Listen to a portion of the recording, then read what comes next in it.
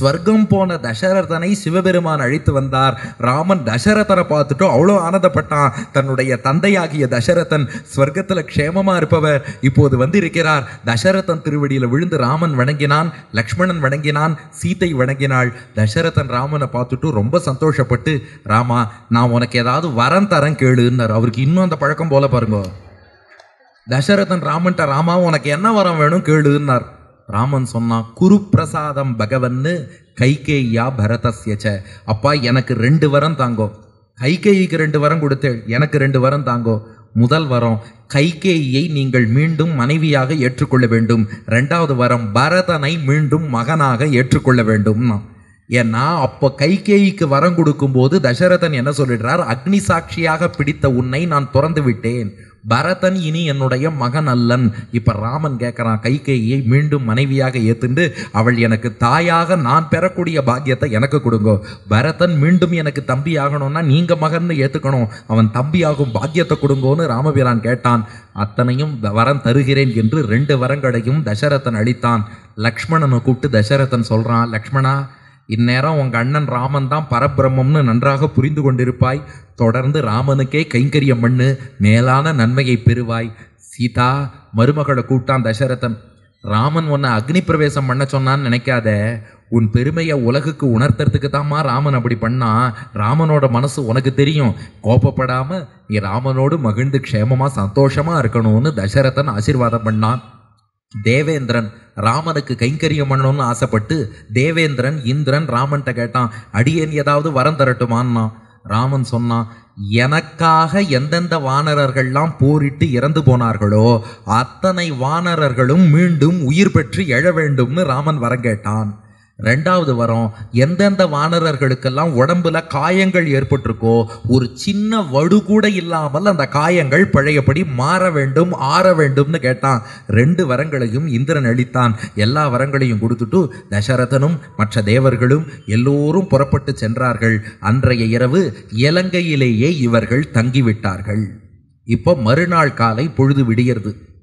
இப்போ ராமன் விபீஷணன்ட்ட சொன்னான்ப்பா, என் வனவாச காலம் பூர்த்தியாக போகிறது, என் தம்பி பரதன் அங்கே காத்துன்னு இருக்கான், நான் எப்போ வரப்போறேன்னு பரதன் காத்துன்னு இருக்கான், இதுக்கு மேலே தாமதிக்க கூடாது, சீக்கிரமாக நாம் கடலை கடந்து அயோத்தியாவுக்கு போகணும், என்ன வழின்னு கேட்டான். விபீஷணன் சொன்னான், கவலையே படாதீங்க, நம்மக்கிட்ட புஷ்பக விமானம் இருக்குது, அது ஹவுஸ்ஃபுல்லே ஆகாது, எவ்வளோ பேர் வேணாலும் வரலாம். அயோத்தியா மண்டபத்தில் பாருங்க, அயோத்தியா மண்டபம் கூட ஹவுஸ்ஃபுல் ஆகும், நம்ம புஷ்பக விமானம் ஹவுஸ்ஃபுல்லே ஆகாது, ஆகையினால இதில் ஏறி உட்காரலான்ட்டான். இப்போ அதிலே புறப்பட்டு ராமன் அப்படியே மனக்கண்ணை திறந்துக்கோங்க, நாம் இப்போ பாரத தேசத்துக்கு திரும்ப வரப்போகிறோம் இலங்கையிலிருந்து. எப்போ யுத்த காண்டத்தில் இலங்கைக்கு நேற்று சென்ற நாமோ இன்று பட்டாபிஷேகத்துக்காக பாரத தேசத்துக்கு மீண்டும் ஆசையோடு பட்டாபிஷேகத்தை சேவிக்க திரும்பி வருகிறோம். புஷ்பக விமானத்தில் ஏறி எல்லோரும் அமர்கிறார்கள். மானசீகமாக நாமும் அதே புஷ்பக விமானத்தில் அமர்றோம். ஏன் ஹவுஸ்ஃபுல்லே ஆகாது, அயோத்தியா மண்டபம் நிரம்பும்படி ஆடியன்ஸ் வந்திருந்தாலும் புஷ்பக விமானத்தில் நமக்கும் இடம் உண்டு, எல்லாருமாக ஏறிக்கொள்கிறோம். ராமன், சீத்தை, லக்ஷ்மணன், ஹனுமான், ஜாம்பவான், அங்கதன், சுக்ரீவன், மற்ற வானரர்கள், விபீஷணன், அவனை சார்ந்த நல்ல அரக்கர்கள் அத்தனை பேரும் ஏறிக்கொண்டார்கள். புஷ்பக விமானம் அப்படியே டேக் ஆஃப் ஆறுது, வானில் பறக்கிறது, இலங்கையிலிருந்து பாரத தேசம் நோக்கி வருகிறது. இப்போ பார்த்தா ஸ்கை வியூ, அப்படியே மேலேந்து இலங்கை தெரியறது. ராமன் சீத்தையிட்ட சொல்றான், சீதா இலங்கையை பார், கைலாச சிகராகாரே திரிகூட்ட சிகரே ஸ்திதாம் லங்காமீக்ஷஸ்வ வைதேகி நிர்மிதாம் விஸ்வகர்மணா. பாருமா, கைலாசம் போல எப்படி வெளுப்பா இருக்கு பார் இலங்கை. இந்த திரிகூட்ட மலைக்கு மீது கைலாசத்துக்கு மேல் இருக்கக்கூடிய இலங்கை, கைலாசம் போல் இருக்கக்கூடிய இந்த இலங்கையை உன் கண்ணால் பார் அப்படின்னா ராமன். சீதையை எதுக்கு இலங்கையெல்லாம் பார்க்க சொல்லிட்டு இருக்காருன்னு, ஊர் சுத்தவ போறாவா? அதுல ஒரு சின்ன ரகசியம் இருக்கு. எதற்காக சீத்தையை இலங்கையை பார்னு ராமன் சொன்னான்னா, நம்ம ஹனுமான் தூதுவனா தான் போனான், ஆனால் இலங்கையை எரிச்சிட்டான். அது அப்போ ராவணன் ஆண்ட பூமியாக இருந்தாலும் இப்போ நம்ம பக்தன் விபீஷணன் ஆள போகிற பூமிமா இலங்கை. ஹனுமான் எல்லாத்தையும் எரிச்சுட்டான். நீ ஒரு தடவை அந்த லக்ஷ்மி கட்டாட்சம் உன் கண்ணால் ஒரு பார்வை பார்த்துட்டேன்னா இலங்கையில் எல்லா வளங்களும் பெருகி விடும், விபீஷணன் க்ஷேமமாக ஆட்சி பண்ணுவான். அதனால் பாருன்னா சீத்தையும் தன் லக்ஷ்மி ஸ்ரீயாகிய சீத்தையும் கண்ணால் ஒரு கட்டாட்சம் பண்ணா வெறும் லங்கா ஸ்ரீலங்காவாயிடுது. ராமாயணம் முழுக்க லங்கான்னு தானே இருக்குது. ராமாயணத்தில் எங்கேயாவது ஸ்ரீலங்கான்னு சொல்லியிருக்காளா? இல்லவே இல்லை. இவ புறப்பட்டு வரும்போது சீதை ஒரு பார்வை பார்த்துட்டு வந்துட்டா. ராமாயணத்துக்கு அப்புறம் எல்லாரும் ஸ்ரீலங்கா ஸ்ரீலங்காங்கிறோம். அப்படி தாயார் கட்டாட்சம் பண்ணி விபீஷணனுடைய தேசத்துல எல்லா வளங்களும் இருக்கட்டும்னு கட்டாட்சித்தா. அதுக்கு தான் ராமன் பார்க்க சொன்னான், லங்காம் ஈக்ஷஸ்வ வைதேகி நிர்மிதாம் விஸ்வகர்மனான்னு. இப்போ அப்படியே வந்து கொண்டு இருக்கிறார்கள். ராமன் சீதைக்கு காட்டுறான், இதுதாம்மா சேது பாலம், உன்னை மீட்பதற்காக நான் அமைத்த சேது பாலத்தை பார். ஏஷ சேத்துர் மயா பத்தகா சாகரே லவணார்ணவே தவஹேத்தோர் விசாலாட்சி நலசேத்து சுதுஷ்கரஹா. உனக்காக கட்டப்பட்ட சேது பாலத்தை பார். அதாவது நிறைய சொல்றா, அதாவது ஒரு கணவன் மனைவி மீது வைத்த காதலுக்கு எது அடையாளம்னு. ராமாயணம் சொல்றது கணவன் மனைவி மீது வைத்த காதல் சின்னம் எதுனா சேது பாலம். அதனால காதலின் சின்னம்னா அட்லீஸ்ட் சேதுவையாவது போய் சேது தரிசனம் பண்ணிட்டு வரலாம். வைதிகத்துல கணவன் மனைவிக்குள்ள அன்பு செலுத்துவதுங்கிறது வைதிகத்திலையும் அது அக்செப்டட் தான். அதனால வைதிகத்துல அதுலயும் ஒன்றும் ப்ராப்ளம் இல்லை. அதனால கணவன் மனைவி மீது வைத்த காதலுக்கான நிரந்தர சின்னம் எதுன்னா இது ராமன் சொல்றான், நான் சொல்லல. ஏஷ சேத்துர் மயா பத்தகா சாகரே லவணார்ணவே தவஹேத்தோர் விசாலாட்சி நலசேத்து சுதுஷ்கரஹா. நாம ஏதோ பில்டிங் சமாதி இதெல்லாம் போய் பார்த்துட்டு வர்றதுக்கு காதலின் சின்னம் என்று சேத்து தரிசனம் பண்ணோம்னா அது நமக்கு எவ்வளவு பெரிய அனுகிரகம் பாருங்க. அந்த சேத்து எவ்வளவு வசத்தின்னு ராமன் சொல்றான். ஏதத் பவித்ரம் பரமம் மகாபாதக நாசனம். இந்த சேத்துவை தரிசனம் பண்ணாலே எல்லா பாபங்களும் போகும். அதோட கோவிந்தராஜரோட ரொம்ப அழகான வியாக்கியானம் ஒரு நகைச்சுவையோட பண்ணியிருக்கார். இங்க ராமன் சொல்றான், நான் இந்த சேத்துவை கொஞ்சம் நன்னா பாரு, ஏன்னா அத்தர பூர்வம் மகாதேவகா பிரசாதம் அக்கரோத் பிரபு. இங்கதான் மகாதேவன் ரொம்ப சந்தோஷப்பட்டாருன்னு. நானும் யாருப்பா மகாதேவன்னா கடலரசனை தான் ராமன் சொல்றான்னார். கடலரசனுக்கு மகாதேவன் பேர் உண்டானா? ஆமா, லக்ஷ்மியோட அப்பா அவர். லக்ஷ்மி சமுத்திரராஜன் மகளாக, லக்ஷ்மியும் க்ஷீர சமுத்திரராஜ தனயாம், சமுத்திரராஜன் மகளாக தோன்றியவள் லக்ஷ்மி. அந்த கடலரசன் தான் இந்த இடத்துல வழி விட்டுருக்கான். அதனால ராமன் பார்த்தானா, உங்க அப்பா அம்மா மகாதேவன் இல்லையா உங்க அப்பா, அவர் இந்த இடத்துல தான் உங்க அப்பா பொண்ணுக்காக வழி விட்டு அழகா சேது பாலம் அமைக்க வச்சிருக்கார். அதனால பார்த்து இந்த இடத்த நன்னா கட்டாட்ச பண்ணுன்னு சேத்துவையும் சீதைக்கு காட்டி அப்படியே அழைத்து கொண்டு வருகிறான் ராமபிரான். வரும்போது பார்த்தா கிஷ்கிந்தை தெரிகிறது.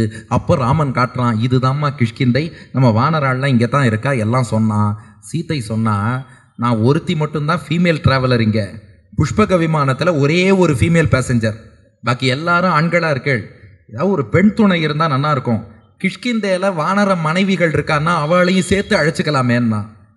சரி, புஷ்பக விமானத்தை கிஷ்கிந்தேல இறக்குங்கோன்னு இறக்கினா சுக்ரீவனுடைய மனைவி ருமா, தாரை, மற்ற வானர பெண்கள் எல்லாரையும் சேர்த்து அழைச்சின்றாலும். இங்கே ஒரு பெரிய கேள்வி கேட்டா, அது என்ன சீதைக்கு தனி ஃபீமேல் பேசஞ்சர்னா என்ன டெலிகேட்டாவா இருக்கு? இங்கே அது விஷயம் இல்லை. அவளும் சீதாராம பட்டாபிஷேகத்தை சேவிக்கட்டுமேனு தாயாருக்கு கருணை. அதனால என்ன பண்ணா, நான் லோன்லியா ஃபீல் பண்றேங்கிற பேர்ல அவளையும் சேர்த்து அழைத்து கொண்டாள். இப்ப எல்லோருமாக கிஷ்கிந்தையில் இருந்து புஷ்பக விமானத்திலே புறப்படுகிறார்கள். புறப்பட்டு என்ன பண்ணாலும் பிரயாகையில உள்ள பரத்வாஜ ஆசிரமத்தில் இறங்குறான். ஏன்னா அங்க பரத்வாஜ முனிவர் ராமபிரானை வரவேற்க காத்திருக்கிறார். அதனால அங்கே இறங்குகிறார்கள். 127வது சர்க்கத்தின் முதல் ஸ்லோகம். பூர்ணே சதுர்தசே வருஷே. கரெக்டா பரத்வாஜர் ஆசிரமத்தில் இறங்கும் போது 14 வருஷ வனவாசம் பூர்த்தியாருது. நான் முன்பு சொன்னேன் இல்லையா, ஒரு காலக்கணக்கு சொல்றேன், இது கோவிந்தராஜர் விரிவா கொடுத்தது, அதை இப்ப பார்க்க போறோம். பூர்ணே சதுர்தசே வருஷே, 14 வருஷம் பூர்த்தி ஆயிடுத்து. பஞ்சம்யாம் லக்ஷ்மணாகிரஜா, பஞ்சமி திதி, சைத்திர மாசம் சுக்லபக்ஷ பஞ்சமி, சித்திரை சுக்லபக்ஷ பஞ்சமி அன்று பரத்வாஜ ஆசிரமம் பிராப்பிய வவந்தே நியதோ முனிம். ராமபிரான் பரத்வாஜ ஆசிரமத்தை அடைந்து விட்டான். சித்திரை மாதம் சுக்லபக்ஷ பஞ்சமி அன்று பரத்வாஜ ஆசிரமம் அடைந்தான். அப்போ சித்திரை சுக்லபக்ஷ பஞ்சமியில 14 வருஷ வனவாசம் பூர்த்தியாருதுன்னு அர்த்தம். இது எப்படின்னா, இதுக்கு பிரேக்கப் கொடுக்கிறார் கோவிந்தராஜர். இந்த இடத்துல வியாக்கியானம் பாருங்க, ரொம்ப அற்புதமா எல்லா இதையும் எடுத்து, இது நான் சொல்லலை, வியாக்கியானத்தில் இருக்கிறத அப்படியே சொல்றேன். ராமன் வனவாசம் எப்போ புறப்பட்டான்னா சைத்திர மாசம் 5ஆம் தேதி புறப்பட்டான். சைத்திர மாசத்துல சுக்லபக்ஷ பஞ்சமி, சைத்திர மாசம் 5ஆம் தேதி 14 வருஷம் முன்னாடி ராமன் வனவாசம் புறப்பட்டான். அன்று இரவு தமசா நதிக்கரையில தங்கினான். அதுக்கு அடுத்தது சைத்திர மாசம் 6ஆம் தேதி குகன் இருப்பிடம் சிங்கிபேரபுரத்துல தங்கினான்.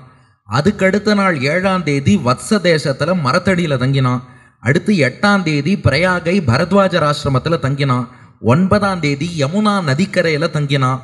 10ஆம் தேதி சித்திரக்கூட்டத்தை அடைந்து அங்கேயே செட்டில் ஆயிட்டான். அப்போ 5ஆம் தேதி கிளம்பின ராமன் 10ஆம் தேதி சித்திரக்கூட்டத்தில் செட்டில் ஆயிட்டான். சைத்திர மாதம் அதுக்கு மறுநாள் 11ஆம் தேதி அன்னைக்கு ஏகாதசி.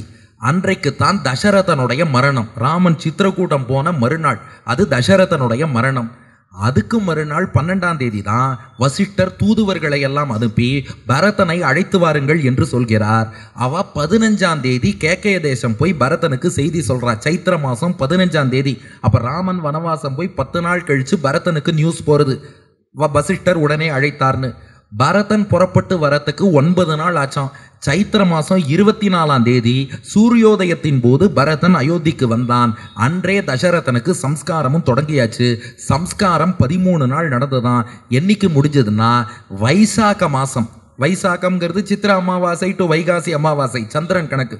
அந்த வைசாக்க மாசத்தின் 5ஆம் தேதி, வைசாக்க சுக்ல பஞ்சமி, வைசாக்க மாசம் 5ஆம் தேதி தசரதனுக்கு சிராத்தம் பூர்த்தி ஆயிடுத்து. அதுக்கப்புறம் ஒரு 4 நாள் இந்த பாதைகளை எல்லாம் பரதன் சீர்படுத்துறான். காட்டை நோக்கிய பாதையை அதெல்லாம் சரி பண்ணியாச்சு. அதுக்கப்புறம் பரதன் அயோத்தியிலிருந்து புறப்பட்டு வைசாக்க மாசம் 11ஆம் தேதி கங்கை கரையை அடைகிறான். வைசாக்க மாசம் 12ஆம் தேதி பரத்வாஜர் ஆசிரமத்தை அடைகிறான். 13ஆம் தேதி சித்திரக்கூட்டத்தில் ராமனை வந்து சேவிச்சுடுறான். அதுக்கப்புறம் அங்கே ஒரு 3 நாள் தங்கி இருக்கிறான். பாதுகையை வாங்கிட்டான். வைசாக்க மாசம் 17ஆம் தேதி பரதன் புறப்பட்டான். 19ஆம் தேதி மீண்டும் அயோத்திக்கு திரும்பி வரான். அங்க இருக்க பிடிக்கல, நந்தி கிராமத்துக்கு வந்து வைசாக்க மாசம் 19ஆம் தேதி கிருஷ்ணபக்ஷ சதுர்த்தி திதி, கிருஷ்ணபக்ஷ சதுர்த்தி வைசாக்க மாசம் 19ஆம் தேதி பரதன் பாதுகா பட்டாபிஷேகம் பண்ணிட்டான். அதுக்கு மறுநாள் வைசாக்க மாசம் 20ஆம் தேதி ராமன் சித்திரக்கூட்டத்திலிருந்து புறப்பட்டு அத்திரி ஆசிரமத்துக்கு போனான். அங்கே ஒரு நாள் தங்கிவிட்டு 21ஆம் தேதி வைசாக்க 21 தண்டகாரண்யத்துக்குள் ராமன் நுழைந்து விட்டான். அதுக்கப்புறம் 10 வருஷ வனவாசம் பூர்த்தியாகும் வரை தண்டகாரண்ய ரிஷிகள் ஆசிரமத்தில், ஒரு சில ரிஷிகள் ஆசிரமத்தில் 6 மாதம், ஒரு சில இடத்துல 1 வருஷம், இந்த மாதிரி அங்கெல்லாம் தங்கியிருந்தான். 10 வருஷ வனவாசம் பூர்த்தியானவாறே கோதாவரி கரை பஞ்சவட்டியை சென்று அடைகிறான் ராமபிரான். பஞ்சவட்டியில் 3 வருடங்கள் தங்கி இருந்தான். அதுக்கப்புறம் 13 வருஷ வனவாசம் பூர்த்தியானவாறே 14வது வருஷ வனவாசம் தொடங்குகிறது. 14 வருஷ வனவாசம் தொடங்கும் போது சித்திர மாசம், சித்திர மாசத்தில் தான் சீதையை அபகரித்து போனான் ராவணன். அதுக்கப்புறம் வைகாசி மாசம் தான் ராமன் சுக்ரீவனை சந்திக்கிறான். சந்திச்சுட்டு ஆடி மாதம் தான் வாலிவதம் நடந்துதான். வைகாசி மாதம் சுக்ரீவனை சந்திச்சாலும் இவ அதுக்கெல்லாம் பிளான் போட்டு சுக்ரீவன் ராமனுக்கு டெஸ்ட் எல்லாம் வச்சு நம்பி அப்புறம் வாலிவதம். ஆடி மாசத்துல வாலிவதம் நடந்துதான். இது கோவிந்தராஜர் காட்டுறார். அதுக்கப்புறம் 4 மாதம் ரெஸ்ட். ஆவணி மாதம் சுக்ரீவ பட்டாபிஷேகம். ஆவணி, புரட்டாசி, ஐப்பசி, கார்த்திகை ரெஸ்ட் எடுத்துனுட்டான். அதுக்கப்புறம் ஐப்பசி தான் அவன் வந்து சேனைகளெல்லாம் திரட்டுறதுக்கே ஏற்பாடு பண்ணான். கார்த்திகை தான் ஏற்பாடே பண்ணான். அதுக்கப்புறம் தை மாதம் வானரர்களை சீதையை தேடுவதற்காக அனுப்புகிறான். மார்கழிக்குள்ளே திரும்பி வர சொன்னான். மற்றவாள்லாம் மார்கழிக்குள்ளே வந்துட்டா. ஆனால் தென் திசை போனவா மட்டும் வரல. ஹனுமான் பங்குனி மாதம் தான் இலங்கையில் போய் சீதையை பார்க்குறார். என்னைக்கு பார்த்தார்னா பங்குனி மாதம் 14ஆம் தேதி சுக்லபக்ஷ சதுர்தசி. பங்குனி சுக்லபக்ஷ சதுர்தசி பங்குனி 14ஆம் தேதி அன்றைக்குத்தான் ஹனுமான் இலங்கையில் சீதையை சேவிச்சார். இலங்கைக்கும் தீ வச்சார். அன்றிலிருந்து 30 நாள் அவகாசம் கொடுத்துருக்கான்னு சொல்லி ராமன்கிட்ட திரும்பி வந்தார். ராமன் என்ன பண்ணான்னா பங்குனி மாதம் 30ஆம் தேதி ராவண வதத்தை நடத்தினான். அதனால சித்திரை 14 வரைக்கும் டைம் கொடுத்துருந்தா. பங்குனி 30 ராமபிரான் ராவண வதத்தை பண்ணிட்டான். அதுக்கப்புறம் சைத்திர மாதம் பிறக்கிறது. அந்த சைத்திர மாதம் முதல் நாள் சுக்லபக்ஷ பிரதமை அன்னைக்கு தான் ராவணனுக்கு சம்ஸ்காரம் நடக்கிறது. ராவணவதமாக, அதாவது அந்த விடியற் காலை ராவணவதம் இல்லையா, அதனால சைத்திர சுக்ல பிரதமை சைத்திர மாதம் 1ஆம் தேதி ராவணனுக்கு சம்ஸ்காரம். 2ஆம் தேதி விபீஷணனுக்கு பட்டாபிஷேகம். சைத்திர மாதம் 3ஆம் தேதி இவர்கள் இலங்கையிலிருந்து புறப்படுகிறார்கள். 4ஆம் தேதி கிஷ்கிந்தையில் தங்குகிறார்கள். சைத்திர மாதம் 5ஆம் தேதி பஞ்சமி பரத்வாஜ ஆசிரமத்தை வந்து அடைந்து விட்டார்கள். கரெக்டாக கம்ப்ளீட் ஆயிடுது. இதுதான் வனவாசத்துக்கான பிரேக்கப். அதனால கரெக்டாக சைத்திர மாதம் 1ஆம் தேதி ராவணனுக்கு சம்ஸ்காரம், 2ஆம் தேதி விபீஷண பட்டாபிஷேகம், 3ஆம் தேதி புறப்பட்டார்கள், 4ஆம் தேதி கிஷ்கிந்தை, 5ஆம் தேதி பூர்ணே சதுர்தசே வருஷே பஞ்சம்யாம் லக்ஷ்மணாகிரஜகான் வந்துட்டான். ராமபிரான் 12 வயசுல சீத்தையை திருக்கல்யாணம் பண்ணிட்டான். அப்போ சீத்தைக்கு 6 வயசு. 24 வயசுல வனவாசம் புறப்பட்டான். இப்போது 38வது வயதிலே அதே சைத்திர மாசம் சுக்லபக்ஷ பஞ்சமி சைத்திர மாசம் 5ஆம் தேதி அன்று பரத்வாஜர் ஆசிரமத்தில் வந்து ராமபிரான் இறங்குகிறான். பரத்வாஜர் இவர்களை எல்லாம் வரவேற்றார். ராமன் பரத்வாஜரை விழுந்து சேவிச்சான். அவர்கிட்ட விசாரிச்சான், பரதன் எப்படி இருக்கான், சத்ருகனை எப்படி இருக்கான், அன்னையர்கள் எப்படி இருக்கா, ஆச்சாரியன் வசிஷ்டர் எப்படி இருக்கார் எல்லாம் கேட்டான். பரத்வாஜர் சொல்றார், எல்லாரும் அப்பப்போ எப்படி இருந்தாலோ 14 வருஷம் முன்னாடி அப்போ எப்படி இருந்தாலோ அப்படித்தான் இருக்கிறார்கள். பங்கதிக்தஸ்து பரதா ஜட்டிலஸ்துவாம் பிரதீட்சதே பாதுகேதே புரஸ்கிருத்திய சர்வம் ச குஷலம் கிருஹே.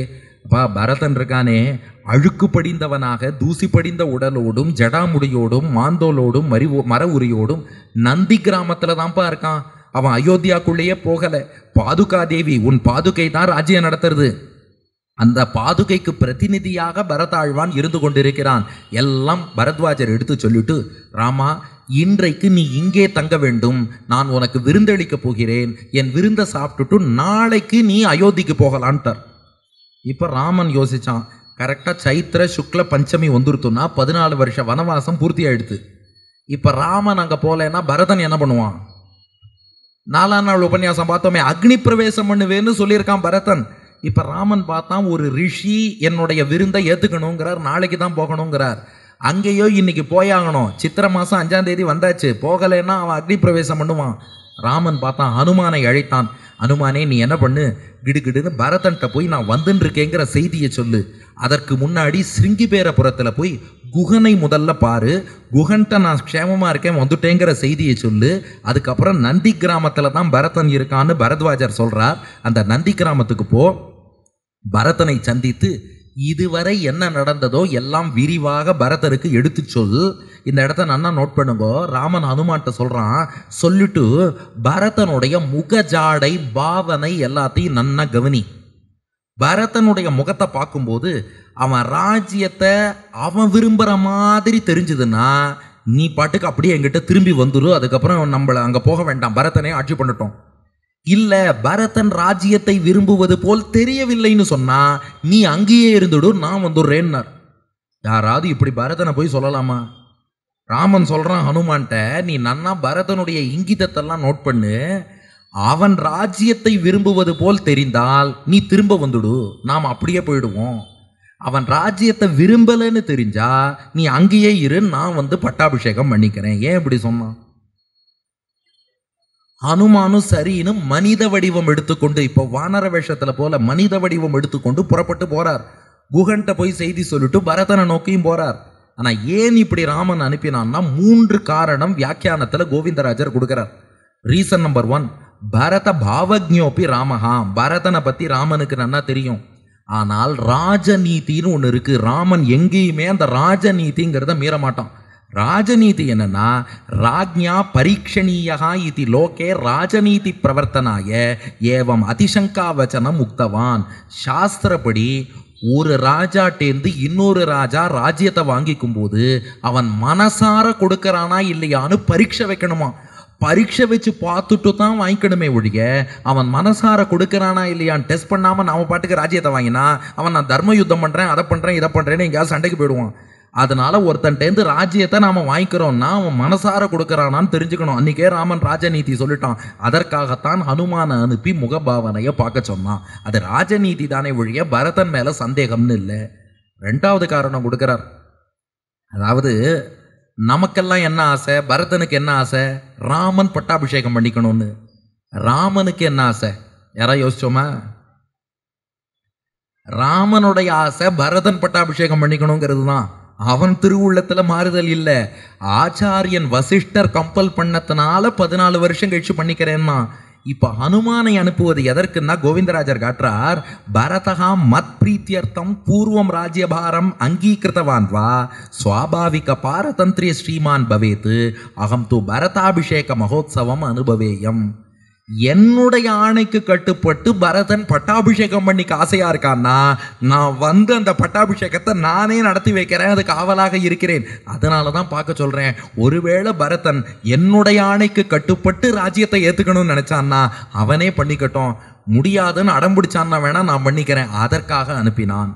இதற்கு மேல டாப் கிளாஸ் வியாக்கியானம் 3வதா ஒரு அர்த்தம் கொடுத்தார். वस्तुतः स्वस्य झटिति गमने भरतस्य हर्ष उन्मस्तको भवेत् तस्मात् सत्वाय हनुमन्तं प्रेषितवान्. இது என்னன்னா, ராமன் 14 வருஷம் கழிச்சு திடீர்னு பரதன் முன்னாடி வந்து நின்னா அந்த ஆனந்தத்தை பரதனால தாங்கிக்க முடியாது. துள்ளி குதிப்பான், அப்படியே கூத்தாடுவான், ஆனந்த கூத்தாடுவான், மகிழ்வான். அவ்வளவு பெரிய ஆனந்தத்தை பரதனால தாங்கிக்க முடியாது. அவனுக்கு தவணை முறையில் இன்ஸ்டால்மெண்ட்ல தான் கொடுக்கணும். முதல்ல ஹனுமான் அனுப்பி ராமன் வராங்கிற செய்தியை சொல்லணும், அதுக்கப்புறம் ராமன் வரணும். அப்படி கொடுத்தாதான் அவனால் தாங்க முடியும். அதற்காக ஹனுமானை அனுப்பினான் என்று 3 காரணங்கள். இப்ப ஹனுமான் புறப்பட்டு குகன்ட்ட செய்தி சொல்லிட்டார். மனித வடிவில் நந்தி கிராமம் நோக்கி வந்துட்டு இருக்கார். அதுக்குள்ள பரதன் ஜோதிடர்கள்ட்டெல்லாம் கேட்டு தெரிஞ்சுனுட்டான். சைத்திர மாசம் சுக்லபக்ஷ பஞ்சமி, சைத்திரம் 5ஆம் தேதி. அச்சோ அண்ணா வரலையே, அப்போ வரலன்னா அவர் என்னை வஞ்சித்து விட்டாரா, வர வேண்டான்னு முடிவெடுத்துட்டாரா? பரதன் பார்த்தான், நான் அக்னி பிரவேசம் பண்ணி உயிரை விட்டுட்டேன்னா அட்லீஸ்ட் மக்களை பாதுகாக்க ஒரு ராஜா வேணுங்கிறதுக்காகவாவது ராமன் வருவான். உயிரை விடுகிறேன்னு பரதன் தயாராகிறான். அழகா காட்டுறார் கோவிந்தராஜர். சதுர்தசே வருஷே பூர்ணேபி ராமாகமன அதர்ஷனாத் பிராணத்தியாகே வியவசிதம் பரதம் ஆலோகயதாம் பௌராணாம் கேதாதிசயா. மக்கள்லாம் கண்ணீர் விடுறாளாம். அச்சுச்சோ பரதன் உயிரை விட போறானா, பரதன் உயிரை விட போறானா. பரதன் அக்னி பிரவேசம்னு இங்கே தயாராகி விட்டான். ராமன் வருவதா தெரியல, நாள் வந்துருத்து, ராமன் வரல. பரதன் உயிரை விடணும்னு துணிந்து விட்டான். மக்களால் அவனை தடுக்கவும் முடியல. மக்கள் வருத்தத்தில் இருக்கா. அப்போது அந்த சமயம் தம் தர்மம் இவ தர்மஜம் தேகவந்தம் இவாபரம் உவாச்ச பிராஞ்சலிர் வாக்கியம் ஹனுமான் மாருதாத்மஜா. உயிரை விட வேண்டும் என்று துணிந்த பரதன் அவன் உயிரை விடலாம் நினைக்கும் போது தர்மமே வடிவெடுத்த பரதனை பார்த்து ஹனுமான் முன்னாடி தோன்றி பிராஞ்சலிகை கைகூப்பி கொண்டு பரதனை பார்த்து ஹனுமான் சொன்னாராம், அனுஷோச்சசிகா குத்ஸ்தம் சத்வாம் கௌஷலம் அப்ரவீத் பிரியமாக்கியாமி தே தேவா சோகம் சித்தியஜ சுதாருணம். பரதரே, நீங்கள் எந்த ராமனை குறித்து வருந்துகிறீர்களோ அந்த ராமன் நீங்க சௌக்கியமா இருக்கலான்னு விசாரிக்க சொன்னார். ராமன் க்ஷேமமா இருக்கார், ராமன் வந்து கொண்டே இருக்கிறார். உனக்கு நல்வார்த்தை சொல்வதற்காக வந்து இருக்கிறேன். இதோ ராமன் வந்து கொண்டே இருக்கிறார், ராமர் வந்து கொண்டே இருக்கிறார், ராமர் வந்து கொண்டே இருக்கிறார் நான் ஹனுமான். இதை கேட்டதும் பரதன் வார்த்தாசிரவண மாத்திரேன ஏதாதிருஷாவஸ்தே பரதே ஜட்டிதி ராமாகமனே கா அவஸ்தா பவேதி ரிஷிஹி விஸ்மயத்தே. கோவிந்தராஜர் சொல்லிட்டார், வால்மீகியே வியந்து போயிட்டாராம். ராமன் வருகிறான், ராமன் வருகிறான், நீ எந்த தப்பான முடிவும் எடுக்க வேண்டாம்னு ஹனுமான் போய் சொன்னார். பரதன் ஆனந்தத்தில் துள்ளி குதிக்கிறான், மூர்ச்சை அடைந்தான், ஆனந்த கண்ணீர் விட்டான், தெளிந்தான், மெய்சிலிர்த்து போனான். அசோகஜைஹி பிரீத்திமயைஹி கபிம் ஆலிங்கிய சம்பிரமாத்து சிஷேச்ச பரத ஸ்ரீமான் விபுலைஹி அஸ்ருபிந்துபிஹி. இப்போ பரதன் ஆனந்தத்தில் அசோகைஹி பிரீத்திமயைஹி அசோகஜைஹி பிரீத்திமயைஹி அப்படியே பிரீத்தியில் ஆனந்தத்தில் கபிம் ஆலிங்கிய சம்பிரமாத்து. பரதன் அப்படியே ஹனுமான ஆற தழுவின்றானா. எனக்கு நீ எப்பேற்பட்ட செய்தி சொல்லியிருக்க, அண்ணன் ராமன் வருகிறான்கிற செய்தி சொல்லி இருக்கிறாய். ஹனுமானை ஆற தழுவி கொண்டான் பரதன். தழுவிண்டு என்ன பண்ணிட்டானா, தன்னுடைய மொத்த கண்ணீரால ஹனுமானுக்கு ஒரு அபிஷேகமே பண்ணிட்டான் பரதன். இதை பார்த்ததும் தான் ஹனுமானுக்கு புரிஞ்சுதான், பரதனுக்கு சோதனை வைப்பதற்காக ராமன் என்ன அனுப்பல, எனக்கு பாடம் புகட்டுறதுக்காக ராமன் அனுப்பியிருக்கான்னு புரிஞ்சுட்டாராம் ஹனுமான். இது பரதனுக்கு வச்ச பரீட்சை இல்லை, ஹனுமானுக்கு சொன்ன பாடம். என்னன்னா, ஹனுமான் பணிவே வடிவெடுத்தவர் தான். ஆனாலும் ஹனுமானை போல ஒரு ராமபக்தனை ஹனுமானே பார்த்ததில்லை. உன்னை போல ஒரு ராமபக்தன் இன்னொருத்தன் இருக்கான்னு பரதனை காட்டுவதற்காகத்தான் ராமன் அனுப்பி இருக்கிறான். எப்பேற்பட்ட ராமபக்தி! ஹனுமான் பார்த்து வியந்து போறார். அடுத்தது ஹனுமான் புரிஞ்சுட்டாராம், ஓஹோ ராமன் ஏன் பரத்வாஜர் ஆசிரமத்தில் தங்கினான்னு இப்போ புரியுறது. நன்னா நோட் பண்ணுங்க, ராமன் வனவாசம் முடிஞ்சு ஒரு நாள் லேட்டாக தான் வந்தார். வால்மீகி ராமாயணத்தில் அப்படி தான் இருக்குது. அவர் எப்போ பூர்ணே சதுர்தசே வருஷே இது பூர்த்தி ஆகும்போது அவர் பரத்வாஜ ஆசிரமம் வந்தாரே ஒழிய அயோத்தி வரல, மறுநாள் தான் வந்தார். ஏன் இப்படி தாமதிச்சிருக்காருனா, பேரானந்தத்தை பரதனால தாங்கிக்க முடியாது. ஐயோ ராமன் வந்துட்டான்னா அந்த ஆனந்தம் இருக்கே, அதாவது அளவுக்கு அதிகமான துக்கத்தையும் மனித மனத்தால் தாங்க முடியாது, அளவுக்கு அதிகமான ஆனந்தத்தையும் தாங்க முடியாது. அதை இன்ஸ்டால்மெண்ட்ல தவணை முறையில் கொடுக்கத்தான் முதல்ல செய்தியை முந்தின நாள் சொல்லிட்டு ராமன் தானும் அடுத்த நாள் வந்தானோ. இது ஞாபகம் வச்சுக்கிறதுக்காக ஒரு ஜோக் சொல்லுவோம். ஒரு ஹார்ட் அட்டாக் பேஷண்ட்டு டாக்டர் சொன்னாராம், அவருக்கு அதிர்ச்சிகரமான எந்த செய்தியும் சொல்லக்கூடாது, இன்ப அதிர்ச்சியும் சொல்லக்கூடாது, துன்ப அதிர்ச்சியும் சொல்லக்கூடாதுன்ட்டார். ஒருத்தர் சொன்னாராம், இல்லை சார் அவருக்கு லாட்ரியில் 1 கோடி ரூபா விழுந்திருக்குன்னா. டாக்டர் சொன்னார், ஐயோ அதெல்லாம் சொல்லாதீங்க, சொன்னால் அவர் இன்ப அதிர்ச்சியில் போயிடுவார், நான் பார்த்து பக்குவமாக சொல்கிறேன்ட்டு டாக்டர் பக்கத்தில் போய் உட்காந்து சார் லாட்ரி வாங்குற பழக்கம்லாம் உண்டான்னு ஹார்ட் பேஷண்ட்டை கேட்டார். உண்டு சார்னா. டாக்டர் கேட்டார், சமீபத்தில் லாட்ரி வாங்கினீங்களா? 1 கோடி பம்பர் வாங்கியிருக்கேன் சார். 1 கோடி விழுந்தா என்ன பண்ணுவீங்கன்னு கேட்டார் டாக்டர். 50 லட்சத்தை உங்களுக்கு கொடுத்துருவேன் சார்னார் அவர். என் உயிரையே காப்பாத்திருக்கீங்க, 50 லட்சம் உங்களுக்கு. டாக்டர் கேட்டார், உண்மையாவா சொல்றீங்க? அவர் சொன்னார், சார் சத்தியமா சொல்றேன் சார், 1 கோடி விழுந்தா 50 லட்சம் உங்களுக்கு தான். டாக்டர் ஹார்ட் அட்டாக்ல போயிட்டார். அளவுக்கு அதிகமான சந்தோஷம்ங்கிறது தாங்க முடியாது. அதனால இப்ப ராமன் என்ன பண்ணியிருக்கான், 50% சந்தோஷத்தை ஹனுமான் மூலம் கொடுத்துட்டான். மிச்சம் 50% பரதனுக்கு ராமபிரான் தானே வந்து கொடுக்க போறான். அப்போ பரதன் இப்போது ஆனந்த கூத்தாடினான். சத்ருகணனை கூப்பிட்டான், சீக்கிரமா அயோத்திக்கு அலங்காரம் பண்ணு, அயோத்தியா மண்டபம் அலங்கரித்து இருப்பது போல 7:50 ஆயிடுத்து, 8 மணிக்குள்ள பட்டாபிஷேகத்தை பண்ணணும், சீக்கிரமாக அயோத்திக்கு எல்லா அலங்காரங்களும் பண்ணுங்கள். தெய்வதானி ச சர்வாணி சைத்தியானி நகரஸ்ய ச, ஊர்ல எந்தெந்த தேவதைகளுக்கு என்னென்ன கோவில்கள் இருக்கோ அத்தனை கோவிலுக்கும் அலங்காரம் பண்ணு. சுகந்தமால்யைர் வாதித்ரைஹி அர்ச்சந்து சுச்சயோ நராகா, நல்ல மாலைகள் சமர்ப்பித்து வாத்தியம் வாசித்து எல்லா கோவில்லையும் சீதாராமர்கள் பேர்ல அர்ச்சனை பண்ணுங்க. சமீகுருத்த நிம்னானி விஷமானி சமானிச்ச ஸ்தலானிச்ச நிரஸ்யந்தாம் நந்தி கிராமாத் இதப்பரம். அடுத்து என்ன பண்ணுங்க, நந்தி கிராமத்திலேருந்து அயோத்தியா வரை உள்ள அந்த பாதை இருக்கே, அந்த பாதையில மேடு பள்ளம் எதுவும் இல்லாமல் சமன் செய்து வையுங்கள். அந்த பாதையிலே சிஞ்சந்து பிருத்திவீம் கிருஷ்ணாம் ஹிமசீதேன வாரினா, குளிர்ந்த நீரை தெளித்து வையுங்கள். ராமன் வரக்கூடிய பாதைங்கிறது அவருக்கு குளிர்ந்து இருக்க வேண்டும். ததோபியவ கிரந்த்வன்யே லாஜை புஷ்பைஷ சர்வசகா. அப்புறம் அந்த பாதையின் மீது பூக்களை தூவுங்கள். அதிலே பொறி, இந்த லாஜஹோமம் பண்ணுவோமே பொறி, அந்த பொறிகளையும் புஷ்பங்களையும் பாதையிலே தூவி வையுங்கள். சமுச்சிரித பதாகாஸ்து ரத்யாஃப் புரவரோத்தமே, நம்ம ராஜ வீதிகளில் பதாகைகளை நாட்டி ராமனே வருக, பட்டாபிஷேகம் கண்டருளும் ராமனே வருக, அயோத்தியை அடையும் ஆனந்த ராமனே வருக என்று ராமபிரானை மீண்டும் அயோத்திக்கு நாம் வரவேற்க வேண்டும். வாருங்கள் வாருங்கள் என்று அவனுக்கு பதாகைகளை வைக்க வேண்டும். சோபயந்துச்ச வேஷ்மானி சூரியஸ்ய உதயனம் பிரதி, சூரியோதயத்துக்குள்ள அத்தனை வீடுகளும் வாசப்பெருக்கி கோலம் போட்டு ராமனை வரவேற்பதற்கான ஏற்பாடுகளை பண்ணணும். ஸ்ரக்தாமபீர் முக்த புஷ்பைஹி சுகந்தை பஞ்சவர்ணகைஹி ராஜமார்க்கம் அசம்பாதம் கிரந்து சதசோ நராகா. நூற்றுக்கணக்கான பணியாளர்களை வர சொல்லுங்கள். 5 வண்ணம் கொண்ட நிறைய நறுமணம் கொண்ட பூக்கள், அந்த பூக்கள் அப்படியே ராஜ வீதி முழுக்க அப்படியே தெரித்திருக்க வேண்டும். அந்த பூக்கள் நிறைந்த ராஜமார்க்கத்தில் தேரிலே ராமன் வந்து அரண்மனையை அடைய வேண்டும். ராமனை வரவேற்போம். இப்ப ராமன் பரத்வாஜர் ஆசிரமத்தில் இருக்கார். இப்போ பரதன் என்ன பண்ணா, நம்ம கங்கை கரை வரைக்கும் போயிடுவோம். ஏன்னா அந்த வனவாச ரூட்டு நினைச்சு பாருங்க, அயோத்தியாலேருந்து தமசா நதிக்கரை, அங்கிருந்து ஸ்ருங்கிபேரபுரம் கங்கை கரை, அதுக்கப்புறம் தேர்ல போக முடியாது, குகனுடைய படகுல கங்கையை கடந்து அதுக்கப்புறம் தான் பரத்வாஜ ஆசிரமம், யமுனை கரை, அதுக்கப்புறம் சித்திரக்கூட்டம்னு அப்படி போனான்.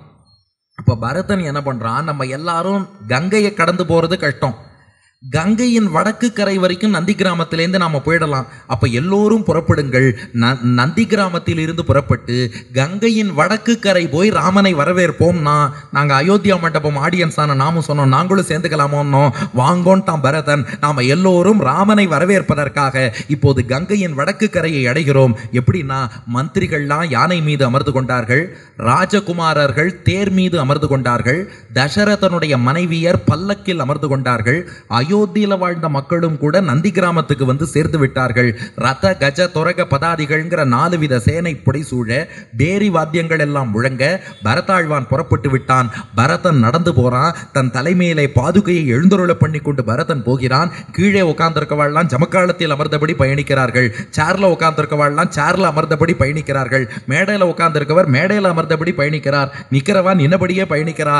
எல்லோரும் இப்போது கங்கை கரையை சென்று அடைந்து விட்டோம். கங்கை கரையில் அப்படியே எட்டி வானத்தை நோக்கி பார்த்தால் வானத்தில் சந்திரோதயம் ஏற்படுவது போல ரதகுஞ்சர வாஜிப்யகா தேவதீரிய மகிம்கதாக தத்ரிஷுஸ்தம் விமானஸ்தம் நரா சோமம் இவாம்பரே. வானத்திலே சந்திரோதயம் போல இது ராம சந்திரோதயம். இது வெறும் சந்திரோதயம் இல்லை, ராம சந்திரோதயம். புஷ்பக விமானம் தெரிகிறது. அந்த புஷ்பக விமானத்திலே ராமபிரான் தன்னுடைய பரிவாரத்தோடு எழுந்தருள்வது தெரிகிறது. புஷ்பக விமானத்தில் இருந்த ராமன் கீழே பரதனும் நாம் அத்தனை பேரும் ராமனை வரவேற்ப காத்திருப்பதை அங்கே கண்டுவிட்டான். அதனால புஷ்பக விமானத்தை கங்கையின் வடக்கு கரையிலே கொண்டு வந்து நிறுத்திவிட்டானா ராமபிரான். புஷ்பக விமானத்தை அங்கே கொண்டு வந்து நிறுத்தினவாறே ராமபிரான் பரதனை அழைத்தான். இப்போ பாருங்க பரதனுடைய பேரானந்தத்தை. ராமபிரானை சேவித்தான் பரதன். ராமன்ட்ட ஓடினான், விழுந்து நமஸ்காரம் பண்ணான். ராமன் பரதனை கூப்பிட்டு தன்னுடைய மடியிலேயே அமர்த்தி கொண்டான். இத்தனை நாள் தன்னை பிரிந்த வேதனை தணியும்படியாக பரதனை கட்டி தழுவி ஆற அணைத்து கொண்டானா ராமன். அந்த ஒரு ஆலிங்கனம் இருக்கே, இத்தனை நாள் ராமனை பிரிந்த அந்த வேதனையெல்லாம் பரதனுக்கு தீர்ந்து விட்டது. அடுத்து பரதன் லக்ஷ்மணனா ஆலிங்கனம் பண்ணி கௌரவித்தான். பரதன் சீதையை விழுந்து சேவிச்சான். சுக்ரீவன், ஜாம்பவான், அங்கதன் ஒவ்வொருவரையும் பரதன் ஆலிங்கனம் பண்ணான். விபீஷணனுக்கு நன்றி சொன்னான் பரதன்.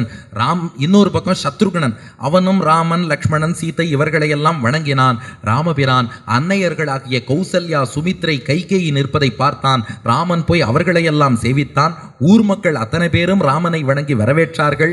பரதாழ்வான் பாதுகையோடு வந்திருக்கானே, அந்த பாதுகையை நாம் ஆவலோடு எதிர்பார்த்த காட்சி. அந்த பாதுகையை ராமன் திருவடி வாரத்தில் சேர்க்கணும். இப்போ பரதன் கொண்டு வந்து அந்த பாதுகையை ராமன் திருவடியில் சேர்த்துட்டு சொல்றான், இந்த பாதுகையின் பிரபாவத்தால் அயோத்தியின் வளம் முன்னைக்கு 10 மடங்கு பெருகி இருக்கிறது. அப்படி உன் பாதுகை அனுகிரகம் பண்ணியிருக்கு. பாதுகே தேத்து ராமஸ்ய கிரகித்வா பரதஸ்வயம் சரணாபியாம் நரேந்திரஸ்ய யோஜயாமாச தர்மவித்து. அந்த பாதுகையை ராமன் திருவடி வாரத்திலே சேர்த்தான் பரதன். இப்போது பாதுகையை திருவடியில் அணிஞ்சுனுட்டான் ராமபிரான். இப்போ ராமனுடைய திருவடி அப்படியே மனசார செவிச்சுக்கோங்க. ரத்தனங்கள் இழைத்த தங்க பாதுகை பூட்டப்பட்ட அந்த ராமனுடைய அற்புதமான திருவடி பாதுகையோடு விளங்குகிறான் ராமன். இந்த காட்சியை பார்த்துட்டு வானரர்கள், விபீஷணன் அவெல்லாம் பேசினாலும், நாம பார்த்த அண்ணா தம்பி எல்லாம் வாலி, சுக்ரீவன், ராவணன், கும்பகர்ணன் இப்படியே பார்த்துருக்கோம். பரதனை போலவும் ஒரு தம்பி உண்டுன்னு இன்னைக்கு தாண்டா நாங்க பார்த்தோன்னு அத்தனை பேரும் ஆனந்தப்பட்டார்கள். இப்போ அங்கிருந்து எல்லோரும் புறப்படுகிறார்கள். பரதன் சொன்னா, நம்ம சீக்கிரமா நந்தி கிராமத்துக்கு போயிடுவோம்னா கங்கை கரையில் இருந்து புஷ்பக விமானத்திலே எல்லோரும் ஏறிக்கொண்டார்கள். ராமபிரான் சொன்னா, பரதன் என்னை பிரிந்த வேதனை தீர புஷ்பக விமானத்தில் என் மடியில பரதன் உட்காரட்டும். புஷ்பக விமானத்தில் ராமன் மடியில் பரதன் அமர்ந்து கொள்கிறான். புஷ்பக விமானம் புறப்பட்டது. எல்லோரும் நந்தி கிராமத்தை வந்து அடைந்தார்கள். ராமன் என்ன பண்ணா, புஷ்பக விமானத்துக்கு விடை கொடுத்தானா, புஷ்பக விமானமே நீ குபேரனுடைய சொத்து. உன்னை குபேரனுடைய புஷ்பக விமானத்தை ராவணன் திருடி கொண்டு வச்சிருந்தான்.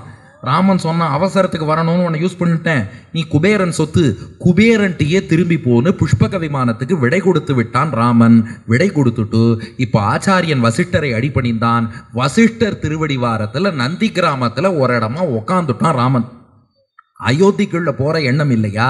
ஏன் உட்காந்தான்னா, அடுத்து பட்டாபிஷேகம் தான் கொடுத்து ராமன் என்ன பண்ணிட்டான், நந்தி கிராமத்தில் வசிஷ்டர் ஆச்சாரிய பீடத்தில் விளங்க அவர் திருவடி வாரத்துக்கு கீழே ராமன் உட்காந்துட்டான்.